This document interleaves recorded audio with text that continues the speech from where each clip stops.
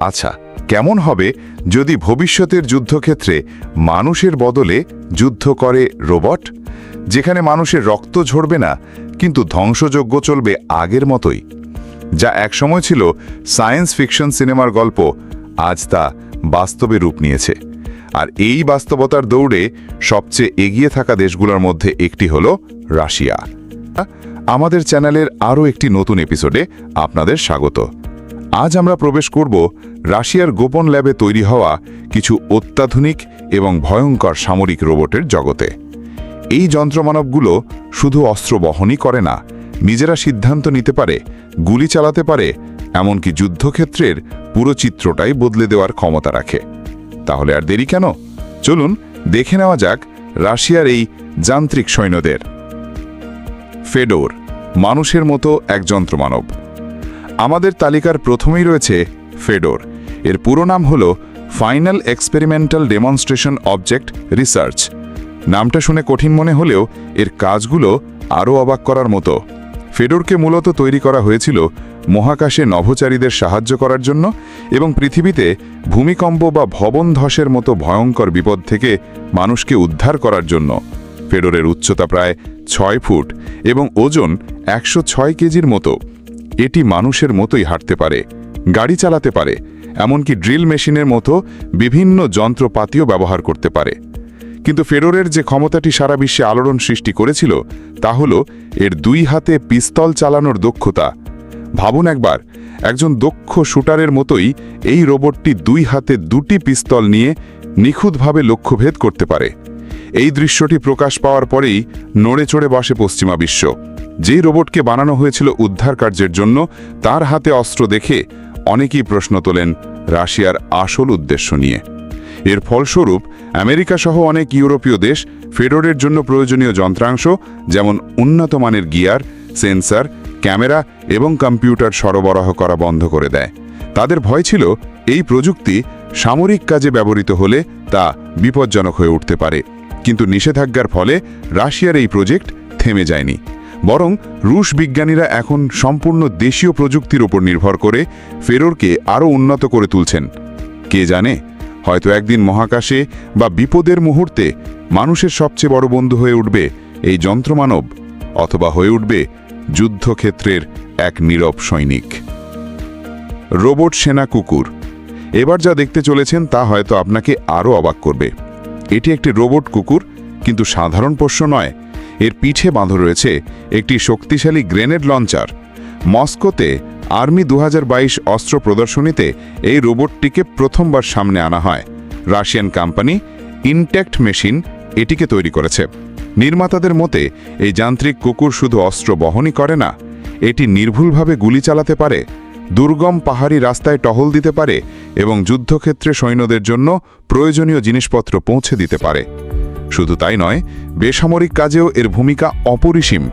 যেমন কোনো জায়গায় বিস্ফোরণ হলে বা ভবন ধসে পড়লে এই রোবট ধ্বংসস্তূপের নিচে গিয়ে প্রাণের সন্ধান করতে পারে, অথবা আটকে পড়া মানুষের কাছে ঔষধ এবং খাবার পৌঁছে দিতে পারে। কিন্তু এই রোবটটিকে ঘিরেও তৈরি হয়েছে এক বড় বিতর্ক। মার্কিন গোয়েন্দা এবং প্রযুক্তি বিশেষজ্ঞরা দাবি করেছেন এই রোবট কুকুরটি রাশিয়ার কোনো মৌলিক উদ্ভাবন নয়। তারা বলছেন এটি আসলে চীনে তৈরি ইউনিট্রি রোবোটিক্স কোম্পানির একটি রোবটের নকল, যা অনলাইন মার্কেট থেকে মাত্র $2700 কেনা সম্ভব। তাদের আরও দাবি, রাশিয়া এই চীনা রোবটটি কিনে তার ওপর কালো কাপড় এবং নিজেদের প্রযুক্তি লাগিয়ে নিজেদের তৈরি বলে চালিয়ে দিচ্ছে, যাতে এর আসল পরিচয় গোপন থাকে। রাশিয়া অবশ্য এই দাবি বরাবরই অস্বীকার করে আসছে। সত্যিটা যাই হোক, একটা বিষয় স্পষ্ট, যুদ্ধক্ষেত্রে এই ধরনের রোবটের আগমন এক নতুন দিগন্ত খুলে দিয়েছে, যা একই সাথে সম্ভাবনাময় এবং ভয়ঙ্কর। অ্যাভাটার প্রজেক্ট, যখন মানুষ আর রোবট এক হয়ে যায়। রাশিয়া এখানেই থেমে থাকছে না, তাদের পরবর্তী লক্ষ্য আরও অনেক বড়। তারা আগামী 10 বছরের মধ্যে অ্যাভাটার রোবট তৈরির পরিকল্পনা করছে, যা যুদ্ধক্ষেত্রে সরাসরি সৈন্যদের জায়গা নিতে পারে। এই প্রকল্পের মূল ধারণা হল একজন সৈনিক নিরাপদ দূরত্বে বা বাংকারে বসে একটি বিশেষ শুটের মাধ্যমে যুদ্ধক্ষেত্রে থাকা একটি রোবটকে নিয়ন্ত্রণ করবে। সৈনিক যা করবে রোবটটিও ঠিক তাই করবে। এমনকি সৈনিক রোবটের ক্যামেরার মাধ্যমে সবকিছু দেখতে পাবে এবং সেন্সরের মাধ্যমে অনুভবও করতে পারবে। ডেভেলপারদের মতে এই রোবট দেখতে হুবহু মানুষের মতো হতে পারে, অথবা পরিস্থিতি অনুযায়ী এর নকশা বদলেও যেতে পারে। যেমন অপারেটর হয়তো অনুভব করবে যে তার পা মানুষের পায়ের মতো নয়, বরং একটি ট্যাঙ্কের চাকার মতো কাজ করছে, যা তাকে দুর্গম পথে চলতে সাহায্য করবে।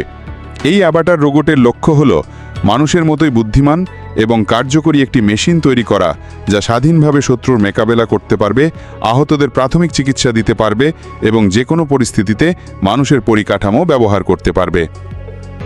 যদিও রাশিয়া এই প্রকল্পে অনেক এগিয়েছে, বিশেষজ্ঞরা মনে করেন আমেরিকা বা চীনের মতো দেশগুলো হয়তো এই প্রযুক্তি বাস্তবায়নে প্রথম সাফল্য পাবে। কিন্তু যেই করুক না কেন, এই প্রযুক্তি সফল হলে যুদ্ধক্ষেত্রের ইতিহাস চিরতর বদলে যাবে। ইউরান 9 যুদ্ধক্ষেত্রের আসল দানব। এতক্ষণ আমরা যে রোবটগুলো নিয়ে কথা বললাম তারা ছিল তুলনামূলকভাবে ছোট আকারের, কিন্তু এবার আমরা যার কথা বলবো সে হলো যুদ্ধক্ষেত্রের এক আসল দানব। ইউরান 9 অস্ত্রশক্তি বা ফায়ার পাওয়ারের দিক থেকে এই চালকবিহীন যানটি বর্তমানে বিশ্বের অন্যতম সেরা। প্রায় 10 টন ওজনের এই রোবটটি দেখতে অনেকটা ছোট ট্যাঙ্কের মতো। এর অস্ত্র সম্ভার দেখলে আপনি অবাক হতে বাধ্য। এতে রয়েছে একটি 30 মিলিমিটারের স্বয়ংক্রিয় কানন, যা দিয়ে অনায়াসে শত্রুর বাংকার ধ্বংস করা যায়, একটি 7.26 মিলিমিটারের মেশিন গান, 4টি আতকা অ্যান্টি ট্যাঙ্ক মিসাইল, যা শত্রুপক্ষের ট্যাঙ্কে মুহূর্তের মধ্যে উড়িয়ে দেওয়া যায়।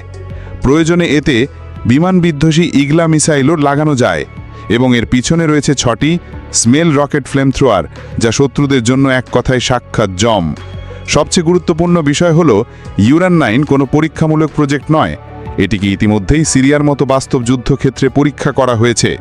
যদিও সেখানে এর যোগাযোগ ব্যবস্থা এবং কার্যকারিতা নিয়ে কিছু সমস্যা দেখা গিয়েছিল, কিন্তু এই পরীক্ষার মাধ্যমে রাশিয়া বাস্তব যুদ্ধ থেকে অনেক গুরুত্বপূর্ণ তথ্য সংগ্রহ করেছে, যা ভবিষ্যতে এই প্রযুক্তিকে আরও নিখুঁত করে তুলতে সাহায্য করবে।